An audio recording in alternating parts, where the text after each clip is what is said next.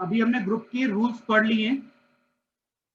पहला रूल है हमारा क्लोजर संवरक। क्लोजर में क्या होता है कि जो भी सेट आप ले रहे हो उस सेट को मैं नाम जी दे रहा हूं। इस सेट में से आपने दो वैल्यू उठाई है, दोनों को आपने सॉल्व किया, ऑपरेशन लगा के आंसर आपको उसी सेट में मिल जाता है। तो इसका मतलब आपका क्लोजर रूल फॉलो होता है, संवरक नियम का पालन होता है। दूसरा साहचर्य एसोसिएटिव। तीन वैल्यू आप चूज करते हो जी में से, तो तीनों को आप सॉल्व करते हैं। और ये बाइनरी ऑपरेशन है, हम पहले डिस्कस कर चुके हैं कि ये दो ही चीजें सॉल्व कर सकता है एक बार में, दो नंबर एक साथ सॉल्व कर सकता है, तीन नंबर नहीं कर पाएगा। तो दो को सॉल्व करके एक सिंगल आंसर बनाएगा और उसको फिर सी के साथ सॉल्व करेंगे, या बी और सी को सॉल्व करके के बाद जो आंसर आएगा उसे ए के साथ सॉल्व करेंगे, तो तब भी मेरा आंसर सेम आता है। तो ये साचर नियम का पालन होता है, एसोसिएटिव लॉ फॉलो होता है।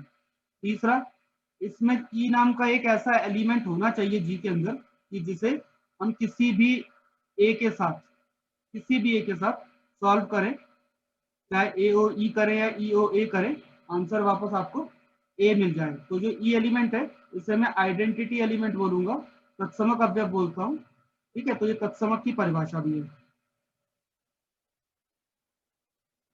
चौथा नियम है आपका इनवर्स, प्रतिलोम। तो प्रतिलोम हमेशा तत्समक के बाद ही लिखा जाएगा, इनवर्स हमेशा आइडेंटिटी के बाद आएगा, क्योंकि आपने दो एलिमेंट हैं जी में से, दोनों को एक दूसरे का इनवर्स बोल रहे हैं, तो यानी कि दोनों को सॉल्व करने के बाद आंसर आपस में सॉल्व करने का आंसर आइडेंटिटी ई आनी चाहिए, तत्समक आना चाहिए, तभी हम इसको इनवर्स बोल पाएंगे। ठीक है, अब पांचवा जो रूल है वो है कम्यूटेटिव, क्रम विनिमयता। ठीक है, और क्रम विनिमयता में ए को बी के साथ सॉल्व करें या बी को ए के साथ सॉल्व करें, कोई फर्क नहीं पड़ता, दोनों का आंसर एक ही आएगा। ये पांच नियम है हमारे। इन पांच नियमों पर हम आज कुछ सेट के बारे में स्टडी करेंगे कि ये सेट हमारे कौन कौन से नियम फॉलो करते हैं। पहला हम जो सेट ले रहे हैं वो है नेचुरल नंबर, वास्तविक संख्या। नेचुरल नंबर आप जानते हैं, बचपन से पढ़ते आ रहे हैं, 1 2 3 ऐसे नंबर स्टार्ट होता है, अप टू इंफिनिटी जाता है। और इसके साथ में हमने ऑपरेशन ले रखा है संकारक, संक्रिया, संक्रिया हमने ली है प्लस। ठीक है, अब प्लस के आधार पे, प्लस वैसे भी बाइनरी ऑपरेशन है, आपको समझ में आता है, ये तो द्वि आधारी है। ठीक है, ये बाइनरी ऑपरेशन है, इसको दो वैल्यू की रिक्वायरमेंट है और जो वैसे भी सॉल्व करके आंसर इसी में दे रहा है। अगर मैं कोई भी दो नंबर नेचुरल नंबर से उठाता हूँ और उन दोनों को मैं प्लस करता हूँ, तो ऑब्वियस बात है ए मेरा कैसा नंबर होगा, पॉजिटिव, बी कैसा नंबर होगा, पॉजिटिव।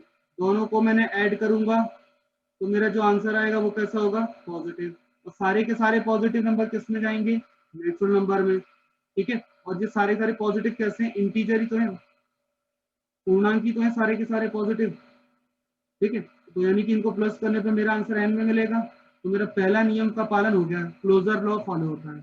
दूसरा, ए में मैं बी प्लस करूं और फिर मैं सी प्लस करता हूं, या फिर पहले मैं ए प्लस बी करूं और फिर सी प्लस कर दूं, तब भी यही नियम हमारा लगता है कि दोनों वैल्यू आपकी हमेशा सेम आएगी। और जिसमें ए बी सी जो है ना, आपने कहाँ से लिया है, नेचुरल नंबर से, प्राकृत संख्याओं से। ठीक है, और अब तो हर एक प्राकृत संख्या के लिए फॉर एवरी नेचुरल नंबर ये कंडीशन फॉलो होगी, यानी कि एसोसिएटिव लॉ इस सेट में फॉलो होता है।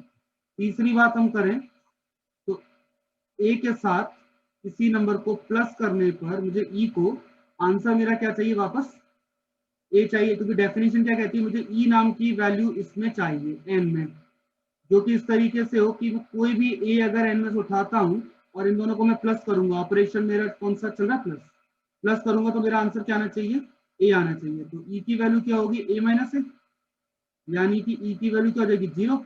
लेकिन जीरो तो एन में होता ही नहीं है, जीरो एन में होता है क्या, नहीं होता।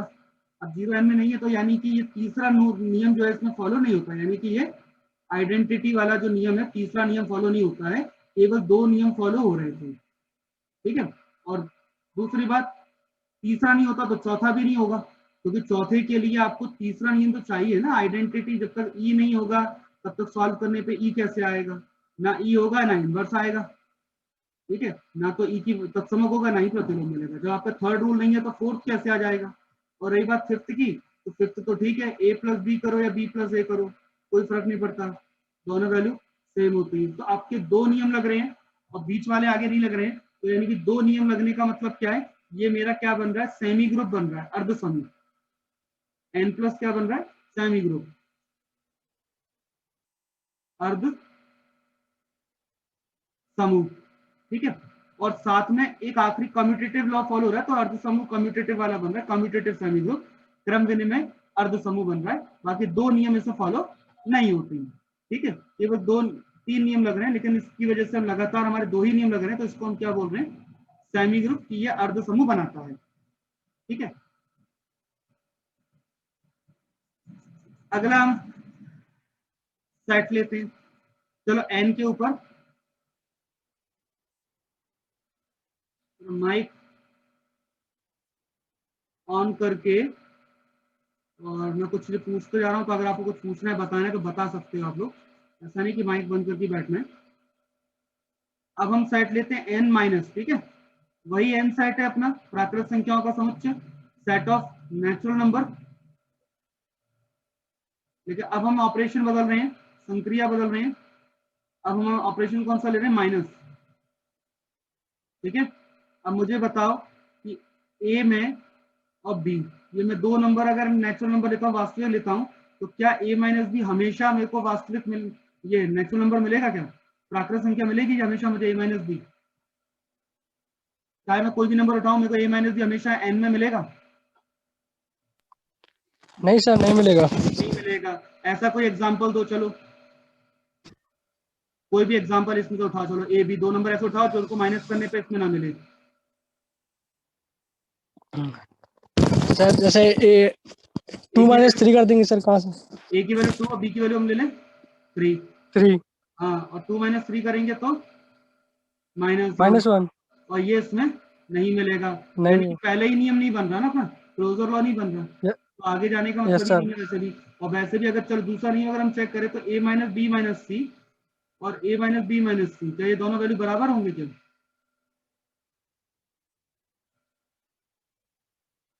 नंबर चेक कर लो पेन पेपर पर, चेक करके बताओ क्या ये दोनों वैल्यू बराबर होंगी। कोई भी तीन नंबर उठा सकते हो आप अपनी मर्जी से,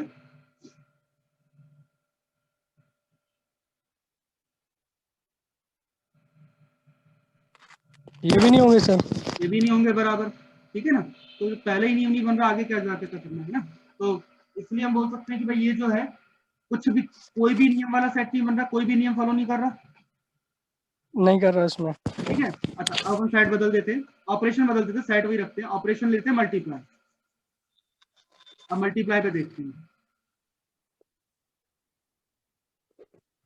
ठीक है, मल्टीप्लाई ले लें, तो मैंने दो एलिमेंट उठाए ए बी, तो इन दोनों को मल्टीप्लाई किया, क्या ये वैल्यू मुझे एन में मिलेगी हमेशा, यस सर, मिल जाएगी यार। हमेशा मिलेगी, एन क्योंकि ए मेरा पॉजिटिव इंटीजर है, होगा हमेशा पूर्णांक होगा, और बी भी हमेशा पॉजिटिव रहेगा, दोनों को मल्टीप्लाई करेंगे तो हमेशा जो कोई भी दो नंबर उठाओगे मल्टीप्लाई करेंगे आंसर हमेशा एन में ही मिलेगा, ठीक है। आप पॉजिटिव चाहे इंटीजर का सर एन में ही मिलेगा। 50 ले लो और एक नंबर 2 ले लो, मल्टीप्लाई कर लो, तब भी आंसर 100। आपको 100, वो भी नेचुरल नंबर ही मिलेगा, कोई भी उठा लो, आपकी इच्छा है ना, रहेगा तो यही नियम, तो पहला नियम तो लगेगा। दूसरा एसोसिएटिव ए इंटू बी इंटू सी और ए इंटू बी इंटू सी, क्या ये दोनों वैल्यू बराबर होंगी,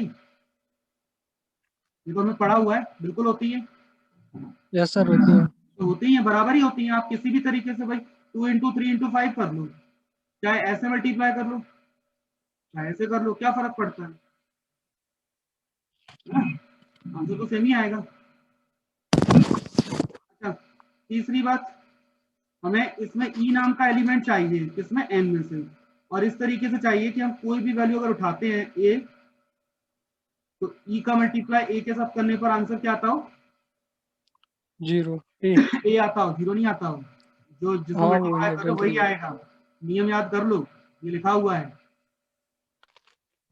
बड़े बड़े अक्षरों में, ठीक है। ई की वैल्यू क्या हो जाएगी 1 इक्वल टू 1 क्या नेचुरल नंबर है? यस बिल्कुल है, सबसे छोटा नेचुरल नंबर तो यही है। तो ई की वैल्यू 1 मिल रही है, तो इसका मतलब आप 1 का मल्टीप्लाई किसी में भी करो तो आंसर आपको ए मिल जाएगा, और चाहे ए में मल्टीप्लाई 1 का करो तब भी आपको आंसर वही ए मिलेगा। तो आपका आइडेंटिटी वाला नियम बन गया, तत्समक वाला नियम बन गया, और आइडेंटिटी ई की वैल्यू मिल गई इसमें। ठीक है, तो अब हम अगला नियम देखें, क्या इसमें इनवर्स मिलेगा मल्टीप्लाई का? अगर मैं 2 नंबर मल्टीप्लाई करूं और आंसर मेरा क्या आना चाहिए डेफिनेशन से, डेफिनेशन पढ़ना सीखो। ओ की जगह मैं मल्टीप्लाई कर रहा हूँ, ए इंटू बी करने पर आंसर ई आना चाहिए, दोनों को मल्टीप्लाई करने पर आंसर क्या आएगा 1। तो बी की वैल्यू क्या रहनी चाहिए 1 अपॉन ए। क्या 1 अपॉन ए कोई भी नंबर उठाओगे तो 1 अपॉन ए तुम्हें मिलेगा नेचुरल नंबर में? नहीं मिलेगा, बताओ मिलेगा क्या? नहीं मिलेगा सर। नहीं पर मिलेगा। यार 1 रखेंगे 1 का तो मिल जाएगा, केवल 1 का तो मिल जाएगा, बाकी 2 का मिलेगा क्या? 2 का इनवर्स क्या होता है 2 का 1/2। 2 का नहीं मिलेगा सर। 2 का एक नहीं के मिलेगा, अलावा 1 के अलावा किसी का नहीं मिलेगा। तो वो तो ये एक का भी नहीं मिला ना, तो फिर नहीं मिलेगा। ये जो नियम है ना वो सबके लिए फॉलो होता है हमेशा, याद रखो। ये जितने भी नियम है ना फॉर ऑल है, जितने भी आपके अवयव है, जितने भी एलिमेंट है, सबके लिए ऊपर लागू होगा। अगर एक पे भी नहीं लग रहा ना, फिर वो नियम काम का नहीं है फिर इनके लिए। एक भी बच गया तो उस नियम से, तो इसलिए ये वैल्यू आपको नहीं मिलेगी। एक भी वैल्यू मुझे मिल गई ना 2, 2 का इनवर्स तो मिलेगा ही नहीं 1/2, है ना? तो 1/2 मिलना नहीं है, तो इसका मतलब आखिरी वाला नियम नहीं लग रहा है इसमें। केवल कितने रूल लग रहे हैं 3। ठीक है, तो 3 रूल के साथ इसे हम क्या बोलेंगे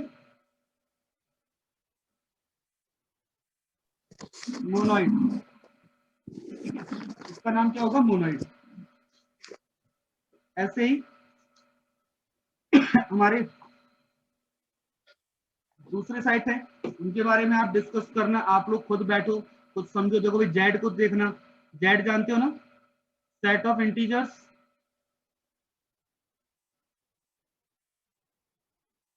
पूर्णांकों का समुच्चय।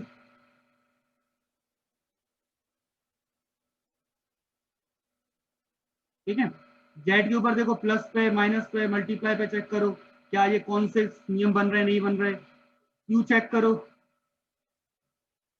Set of rational numbers. ठीक है, रेशनल नंबर का जो सेट है हमारा परिमेय संख्याओं का समुच्चय।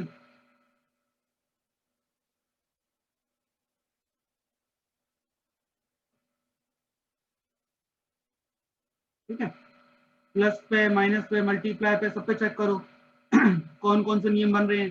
क्या कोई एक आध एलिमेंट, एक आध अगर हटाने पर अगर कोई एक नियम बन रहा है तो वो नया सेट एक बना सकते हो एक एलिमेंट हटा करके। ठीक है, ऐसी बात।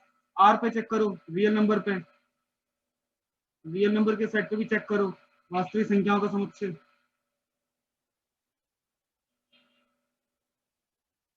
तो ये आप थोड़ा सा होमवर्क है जैसे चेक करना। आगे हम डेफिनेशन अब आगे बढ़ रहे हैं, कुछ और चीजें पढ़ने वाले हैं। ठीक है,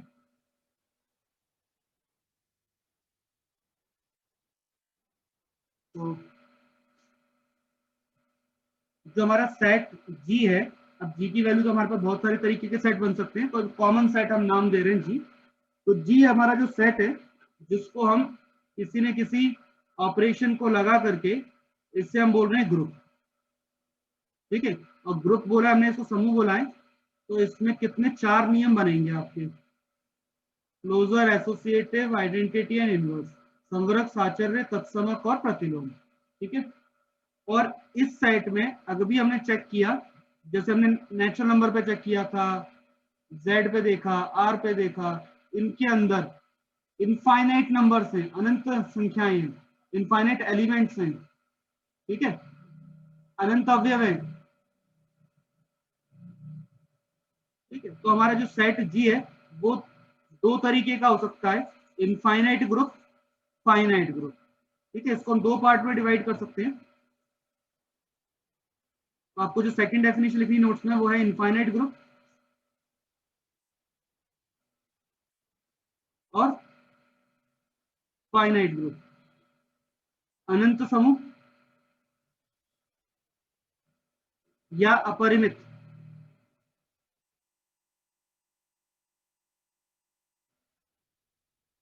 और परिमित समूह, ये सेकंड डेफिनेशन, थर्ड डेफिनेशन है। तो कोई अगर ग्रुप है उसके अंदर इनफाइनाइट एलिमेंट है, अनंत अवयव है, तो उस ग्रुप को हम बोलेंगे इनफाइनाइट ग्रुप। और उसमें अगर फाइनाइट एलिमेंट है, मान लो मैंने 1 ओमेगा ओमेगा स्क्वायर ले लिया है, ठीक है। 1 ओमेगा ओमेगा स्क्वायर आपको पता है ना, क्यूब रूट ऑफ यूनिटी कहलाते हैं। क्यूब रूट ऑफ यूनिटी हमने पढ़े हुए हैं। इकाई के घनमूल, x cube minus 1 equal to 0 के सॉल्यूशन। तो ये 3 एलिमेंट जो है इनको हम आगे देख के प्रूफ करेंगे कि ये ग्रुप बनाते हैं, ये समूह बनाते हैं, लेकिन इसके अंदर केवल 3 ही एलिमेंट हैं, ठीक है, केवल 3 ही अवयव हैं। तो इसलिए ये कैसा सेट कहलाएगा? परिमित, फाइनाइट। लेकिन अभी हम आज हमने जो देखे एन कहते हैं प्लस देखा, या फिर हमने एन मल्टीप्लाई देखा, तो ये जो है सेमी ग्रुप है या फिर मोनोइड है, या फिर आर पे हम चेक करें, क्यू नॉट चेक करें, तो क्यू नॉट जो हमारा ग्रुप है मान लो, या क्यू हमारा ग्रुप है प्लस पे, इसको भी देख सकते हो। तो ये हमारा पूरा कंप्लीट ग्रुप है, लेकिन इसके अंदर एलिमेंट मेरे इनफाइनाइट है, अनंत है, ठीक है। अब जब अनंत है तो ये जो ग्रुप है इनफाइनाइट ग्रुप कहलाएगा, ये जो समूह है इसको अनंत समूह बोलेंगे। और जैसे ये जी में अगर 3 ही एलिमेंट आ रहे हैं, 4 5 10 15 100 200 2 लाख आ रहे हैं, 5 लाख आ रहे हैं, तो गिनती गिन पा रहे हो, खत्म नहीं होगी गिनती कभी, है ना। तो अभी आप इनफाइनाइट बोलोगे, लेकिन गिनती खत्म हो रही है आपकी, आप एंड हो रहे रुक जाते हो, तो फाइनाइट कहलाता है, परिमित कहलाता है। और परिमित अगर है, फाइनाइट है, तो उस ग्रुप को हम बोलेंगे फाइनाइट ग्रुप, ठीक है। ग्रुप का मतलब 4 नियम, और फाइनाइट और इनफाइनाइट का मतलब कितने एलिमेंट है, ठीक है, काउंटिंग। तो नाम के साथ आपको समझ में आना चाहिए कि करना बोल क्या रहे हैं, इनका मीनिंग क्या कह रहेगा। हम ग्रामर पढ़ रहे हैं पूरी सब चीजों की, इसका मीनिंग क्या है, इसका मतलब क्या है, इसकी डेफिनेशन क्या कहती है, आपको सारी डेफिनेशन याद रखनी है। तो अगली जो डेफिनेशन हमें लिखनी है वो है order of a group, order of a group, समूह की कोटि। अभी हमने सेट को डिफाइन किया कि इसमें कितने एलिमेंट है, उसके बेस पे अवयवों के आधार पे हमने उसे बताया कि ये इनफाइनाइट है, फाइनाइट है। अब अगर आप उसकी काउंटिंग कर सकते हो तो उसको नोटेशन लिखेंगे ऑर्डर ऑफ जी। ये नोटेशन है ऑर्डर का, कोटि का। मान लो इसमें 3 एलिमेंट है, तो order of G equal to 3। अगर जी में 3 ही वैल्यू है,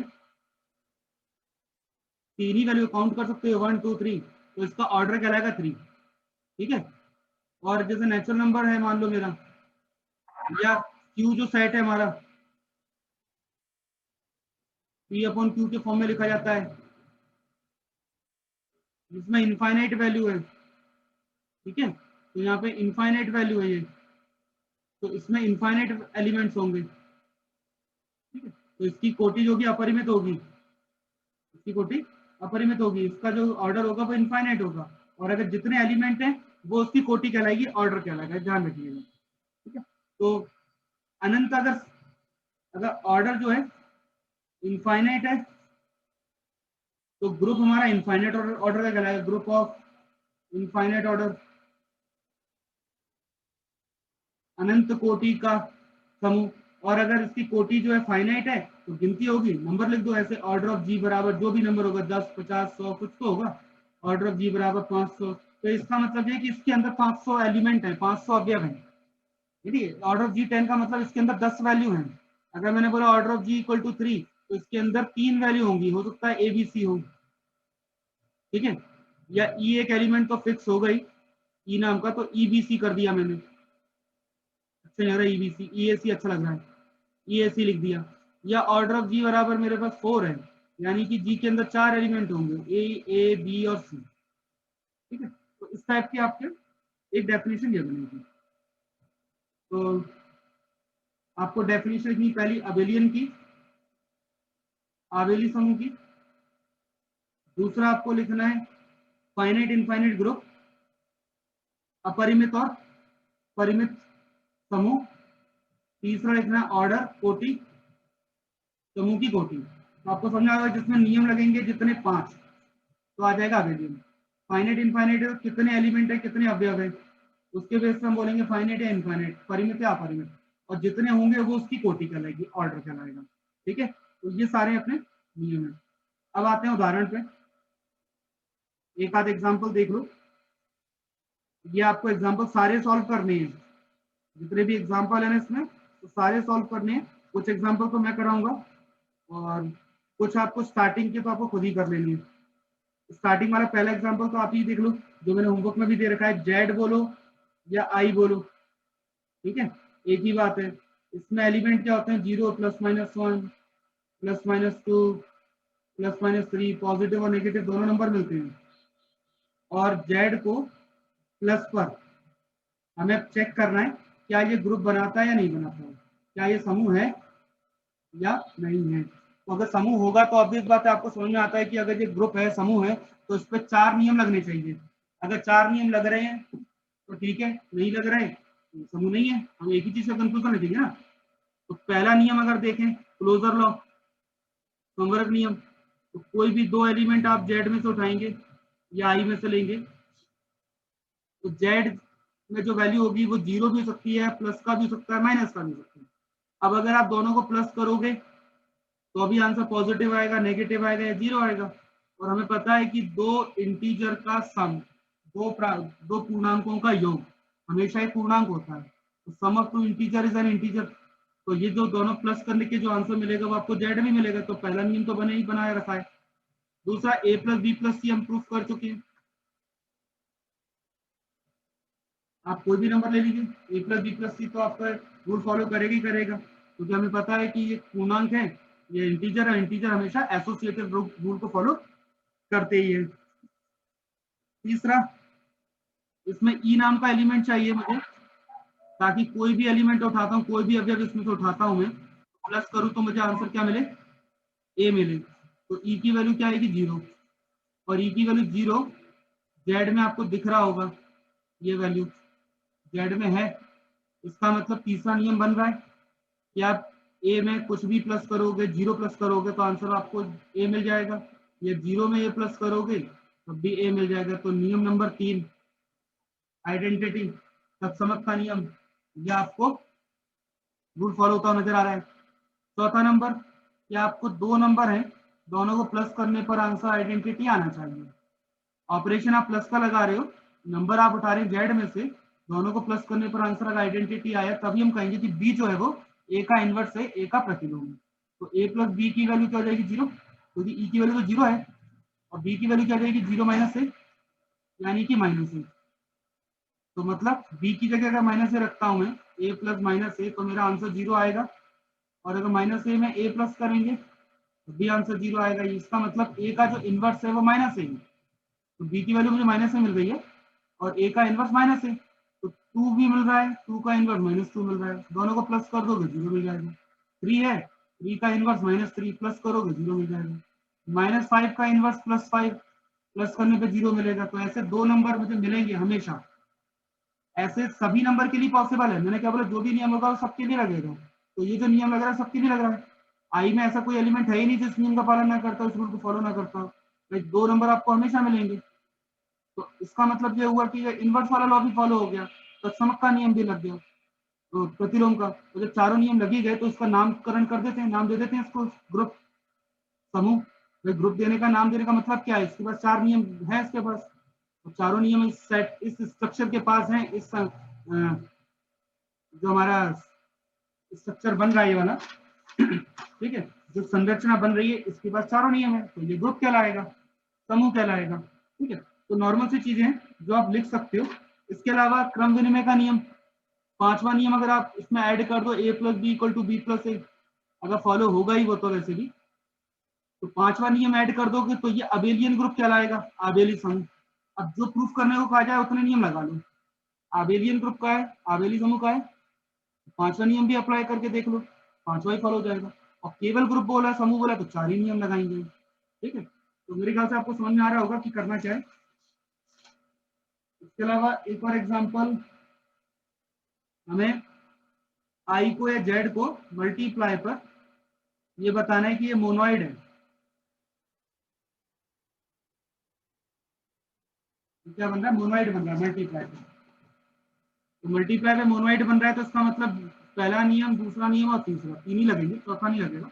ये बताना चौथा नहीं लगेगा, है ना, 3 तो लगेंगे, और अगर चौथा लगे चाहे ना लगे, मोनोइड तो तब भी रहेगा।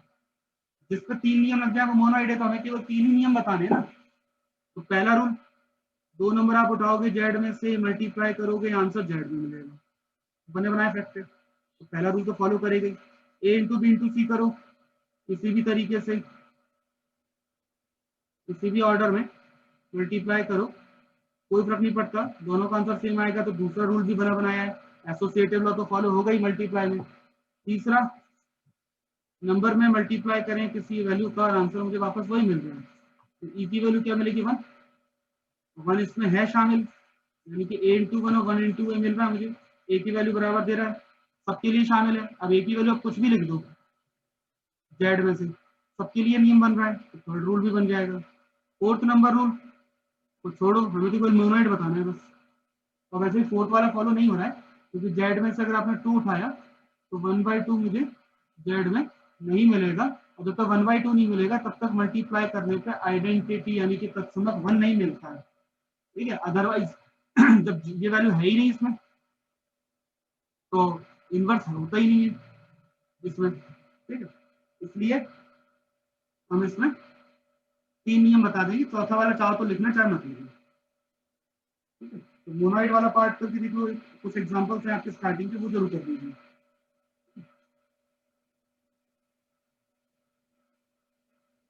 ऐसे ही कॉम्प्लेक्स नंबर पे है कुछ सेट, कॉम्प्लेक्स नंबर वाला ट्राई कर लेना।